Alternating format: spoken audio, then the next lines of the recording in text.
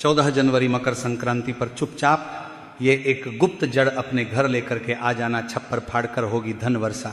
श्री शिवाय नमस्तुभ्यम। महाराज भक्तों, इस पौधे की जड़ इतनी अधिक चमत्कारी है कि इसे घर लेकर आते ही आपको अपने जीवन के हर कष्टों से तुरंत मुक्ति मिलेगी। साथ ही महाराज आपको भगवान शिव के साथ साथ माता लक्ष्मी का भी आशीर्वाद प्राप्त होगा और आपकी हर मनोकामना भगवान शिव के आशीर्वाद से पूरी होगी।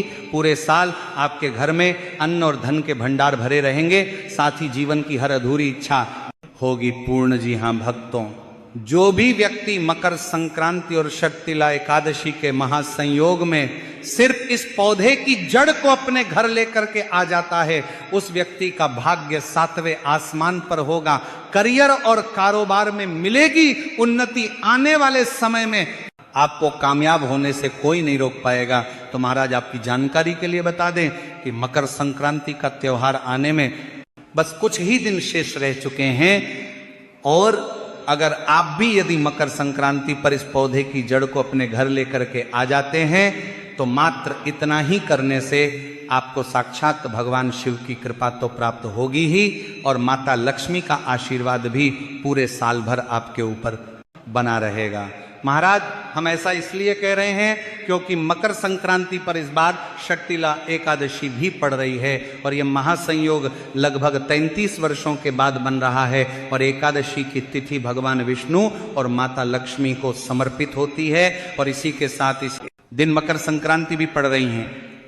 और भगवान शिव को औघड़, योगी और तपस्वी कहा गया है, और मकर संक्रांति से ही तप, साधना और संयम का काल आरंभ होता है।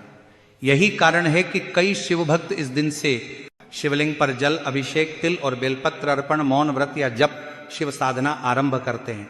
इसी के साथ महाराज इसी दिन धन योग, महालक्ष्मी योग, सर्वार्थ सिद्धि योग, अमृत सिद्धि योग और दान योग जैसे शुभ योगों का निर्माण हो रहा है। और भक्तों, अगर इस दिन धन योग और महालक्ष्मी योग का निर्माण होता है तो पूरे साल का नियंत्रण माता लक्ष्मी जी के हाथों में होता है। तो महाराज यदि आप भी इस जड़ को हमारे बताएं अनुसार शुभ मुहूर्त देख करके अपने घर लेकर आ जाते हैं तो आपको पूरे साल भगवान शिव और माता लक्ष्मी का आशीर्वाद प्राप्त होगा। इसी के साथ आपको अपने जीवन के समस्त प्रकार के आर्थिक कष्टों और आर्थिक परेशानियों से मुक्ति मिल जाएगी। पूरे साल माता लक्ष्मी जी की कृपा से आपके ऊपर धन की वर्षा होगी। आपके जीवन में धन आने के रास्ते खुल जाएंगे। महाराज जिस जड़ को हम आज आप सभी को बताने वाले हैं उसमें स्वयं भगवान शिव का निवास माना जाता है। तो चलिए भक्तों, जान लेते हैं कि आखिर आपको ये जड़ मकर संक्रांति पर किस समय और किस प्रकार से लेकर के आनी है, ताकि आपका जो सोया हुआ भाग्य है वो चमक सके, और परिवार में जो भी रोग चल रहे हैं, शारीरिक पीड़ाएं हैं, आपकी जो मनोकामना है जो लंबे समय से परिपूर्ण नहीं हो पा रही है, आपके जीवन में दुख और परेशानियां बहुत ही अधिक बनी हुई है, तो भक्तों ये वीडियो आपके लिए बहुत ही चमत्कारिक होने वाला है और आपके भाग्य की रेखाएं इसके माध्यम से चमक उठेगी।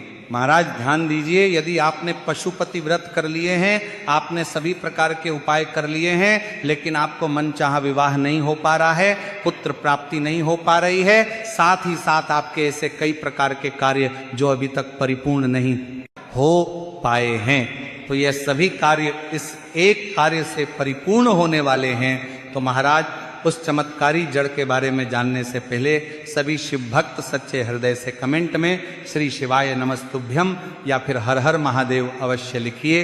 आपकी जो समस्त इच्छा है, समस्त मनोकामना है, उसे हमारे महादेव साक्षात परिपूर्ण करने वाले हैं। और साथ ही चैनल पर नए हैं तो चैनल को सब्सक्राइब भी अवश्य करें।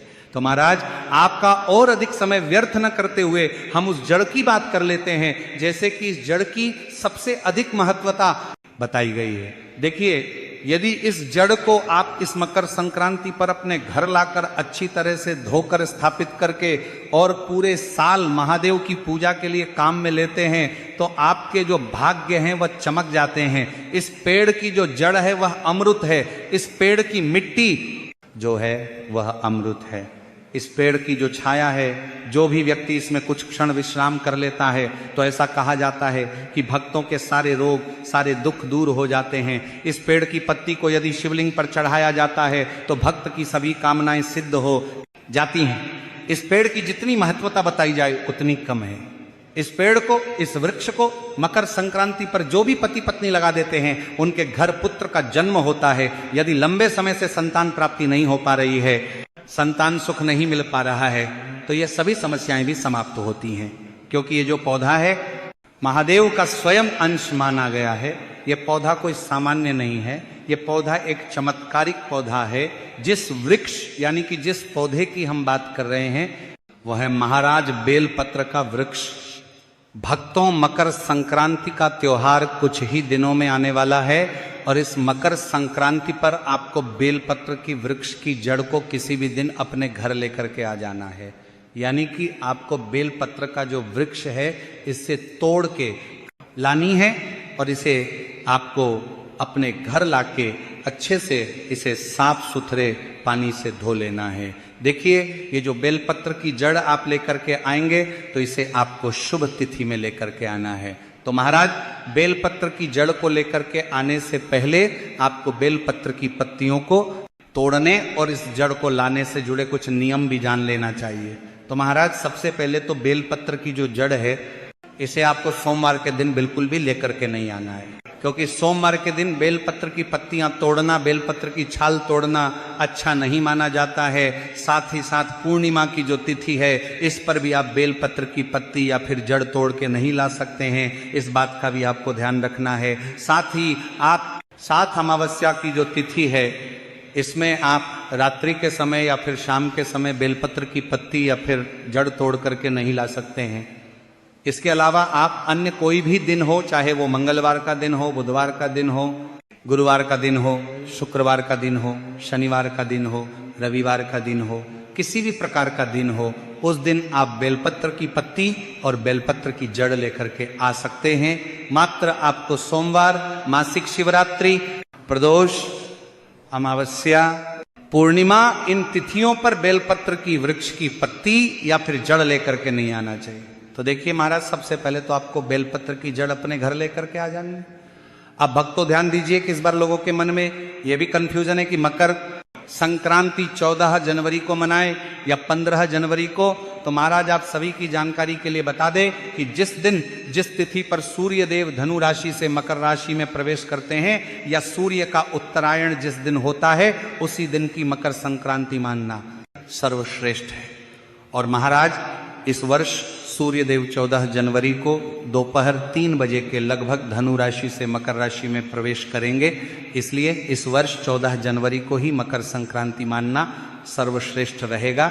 लेकिन महाराज, आपके क्षेत्र में, आपके आसपास जी भी दिन मकर संक्रांति मनाई जाए, उसी दिन आपको भी मकर संक्रांति का यह पर्व मानना है। लेकिन शास्त्र सम्मत 14 जनवरी को ही मकर संक्रांति का पर्व रहेगा। और महाराज, इस वर्ष मकर संक्रांति पर शक्तिला एकादशी भी पड़ रही है। ऐसे में यदि आप चाहे तो बेलपत्र वृक्ष की यह जड़ मकर संक्रांति से पहले भी तोड़ करके अपने पास रख सकते हैं, लेकिन इस जड़ का उपाय आपको मकर संक्रांति के दिन ही करना है, क्योंकि एकादशी के दिन भी किसी भी पेड़ पौधे या वृक्ष की पत्ती, तना या फिर जड़ को तोड़ना शुभ नहीं माना जाता है। इसीलिए आप चाहे तो 14 जनवरी से पहले भी ये जड़ तोड़ करके ला सकते हैं, इसमें भी कोई दिक्कत और परेशानी नहीं है। लेकिन ध्यान रखें, मकर संक्रांति से पहले सोमवार का दिन भी आने वाला है, तो सोमवार के दिन भी आपको बेलपत्र की जड़ को तोड़ने से बचना है, वरना ये महादेव को क्रोधित भी कर सकता है। तो महाराज, सबसे पहले तो आपको शुभ तिथि देख करके ये जड़ अपने घर लेकर के आना है और आपको इसे अच्छे से साफ सुथरा करके शिव मंत्रों का वंदन करना है। आपको श्री शिवाय नमस्तुभ्यम या फिर ओम नमः शिवाय इस मंत्र का लगातार जाप करते रहना है। तो महाराज, सबसे पहले तो आप जो बेलपत्र की जड़ लेकर के आए थे इसे आपको किसी भी कपड़े में बांध लेना है। अब देखिए, बेलपत्र की जड़ को किसी भी कपड़े के ऊपर रखने के बाद, इसके बाद आपको कोई सा भी एक पत्थर लेना है। आपको मात्र एक छोटा सा पत्थर लेना है और जो आपने पत्थर लिया है उस पर आपको गंगा जल या फिर किसी भी प्रकार का शुद्ध जल थोड़ा सा डाल देना है। और जो आपके पास बेलपत्र की जड़ थी, बेलपत्र के वृक्ष की जड़ थी, उसे आपको इस पत्थर के ऊपर घिसना है। यानी कि आपको बेलपत्र के वृक्ष की जड़ अपने घर लेकर के आनी है इसके बाद आपको किसी भी प्रकार का पत्थर लेकर के उस पर आपको गंगा जल या फिर किसी भी प्रकार का अन्य जल छिड़क करके इस पर ही आपको जो आप बेलपत्र के वृक्ष की जल लेकर के आए हैं उसे घिस के चंदन के रूप में तैयार करना है। अब आपको ये जो चंदन है इसे आपको यदि आपके वहाँ 14 जनवरी को मकर संक्रांति मनाई जाए या फिर 15 जनवरी को मकर संक्रांति मनाई जाए, यानी कि जिस भी दिन आपके वहाँ मकर संक्रांति का त्यौहार मनाया जाएगा तो उस दिन आपको इसे लेकर के पहुंचना है भगवान शिव के मंदिर में। अब महाराज इस चंदन से आपको या तो त्रिपुंड का निर्माण करना है या फिर इसी चंदन से आपको शिवलिंग पर ओम का निर्माण करना है, या फिर जो भी व्यक्ति शिवलिंग पर भगवान शिव की आंखों को उभार देता है इस चंदन से तो उसका जो बुरे से बुरा समय है वह सभी अच्छे समय में बदल जाता है। कहा जाता है कि महादेव उसे दर्शन देते हैं, गले लगाते हैं और उसके मन की जो कामना है उससे सिद्ध कर देते हैं। तो आपको बेलपत्र की वृक्ष की जड़ लेकर के आनी है और इसका चंदन बना करके आपको भगवान शिव की शिवलिंग पर इसे लेपित करना है। तो महाराज इस प्रकार से आपको पहला उपाय करना है बेलपत्र के वृक्ष की जड़ के चंदन से आने वाली मकर संक्रांति पर। अब महाराज दूसरा कार्य आपको यह करना है कि आप सभी को विशेष तौर पर बेलपत्र वृक्ष की जो चंदन है अगर उसे आप शिवलिंग पर चढ़ाते हैं मकर संक्रांति पर, और ये जो शिवलिंग पर चढ़ाया हुआ चंदन है इसे आप पुनः थोड़ी सी मात्रा में अपनी हथेली में लेकर के इसे ग्रहण कर लेते हैं, यानी कि इस चंदन को प्रसाद स्वरूप भी आप ग्रहण कर लेते हैं। तो ऐसी मान्यता है कि आपके शरीर के जो भी रोग हैं, संकट हैं, कष्ट हैं, वो सभी दूर होने लगेंगे। तो महाराज बेलपत्र की जड़ का यह विशेष उपाय आपको करना है। साथ ही साथ आपको बेलपत्र का वृक्ष भी मकर संक्रांति पर अवश्य ही लगाना है। इससे आपके घर के जो संकट, कष्ट, पीड़ा है वह सभी समाप्त हो जाती है।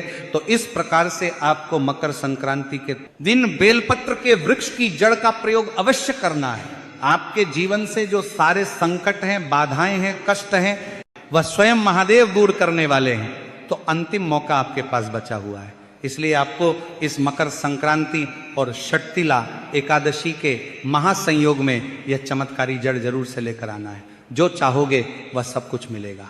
अब महाराज इसी के साथ मकर संक्रांति जैसे पवित्र पर्व पर दान को लेकर लोगों के मन में यही भ्रम रहता है कि जब तक महंगी वस्तु का दान न किया जाए तब तक पूरा फल नहीं मिलता, जबकि शास्त्र इसका बिल्कुल उल्टा संदेश देते हैं। महाराज यदि कोई व्यक्ति मकर संक्रांति पर महंगा दान करने की स्थिति में नहीं है तो उसे बिल्कुल भी दुखी या संकोच में नहीं पड़ना चाहिए, क्योंकि भगवान कभी भी किसी की जेब नहीं देखते, भगवान मन की भावना देखते हैं। जिस घर में धन का अभाव हो उस घर में यदि श्रद्धा है तो वही श्रद्धा सबसे बड़ा दान बन जाती है। ऐसा व्यक्ति प्रातः स्नान कर ले, सूर्य देव को जल अर्पित कर दे, उस जल में यदि एक दाना तिल या गुड़ भी डाल दे तो वह अर्घ्य पूर्ण माना जाता है। इसके बाद मन ही मन यह संकल्प कर ले कि हे प्रभु मेरी सामर्थ्य सीमित है, मेरी लेकिन भाव पूर्ण है। यही संकल्प उसे संपूर्ण फल दिलाने के लिए पर्याप्त है। यदि घर में थोड़ा सा तिल, चावल, गुड़ या अन्न उपलब्ध हो तो उसे किसी जरूरतमंद को सम्मान के साथ दे देना चाहिए। मात्रा बहुत छोटी हो सकती है अब, लेकिन यदि देते समय मन में अहंकार न हो और ये भाव हो कि मैं प्रभु का दिया हुआ, प्रभु के ही किसी रूप को लौटा रहा हूं, तो वह दान शास्त्रों में संपूर्ण दान माना गया है। यहां तक कि यदि किसी के पास देने के लिए कुछ भी न हो तो किसी भूखे को प्रेम से भोजन करा देना किसी दान पुण्य से कम नहीं होता है, या किसी असहाय की सहायता का मार्ग दिखा देना भी दान ही है, और ऐसा दान भगवान के दरबार में कभी निष्फल नहीं जाता है। अब महाराज उन लोगों की बात करते हैं जो दान करते समय मोबाइल निकालते हैं, सेल्फी लेते हैं, वीडियो बनाते हैं और समाज को दिखाने के लिए दान करते हैं। तो शास्त्र इस विषय में भी बिल्कुल स्पष्ट है।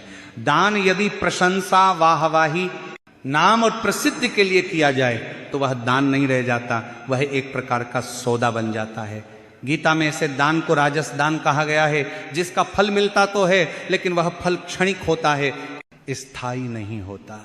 ऐसे दान से न तो पाप कटते हैं और न ही आत्मा को शांति मिलती है, क्योंकि वहां भाव सेवा का नहीं प्रदर्शन का होता है। इसलिए महाराज सत्य यही है कि मकर संक्रांति पर एक निर्धन व्यक्ति द्वारा श्रद्धा से दिया गया थोड़ा सा दान उस धनवान व्यक्ति के दिखावे वाले दान से कहीं अधिक फलदायी होता है। दान का संबंध धन से नहीं, दान का संबंध हृदय से है। जब दान मौन भाव से, विनम्रता से और बिना किसी दिखावे के किया जाता है, तभी सूर्य देव प्रसन्न होते हैं, भगवान भोलेनाथ प्रसन्न होते हैं और तभी जीवन में संपूर्ण फल की प्राप्ति होती है। तो महाराज, यदि आपको ये जानकारी थोड़ी सी भी उचित लगी हो तो वीडियो को लाइक करें, चैनल को सब्सक्राइब करें और आप ये वीडियो भारत के किस राज्य से देख रहे हैं कमेंट में जरूर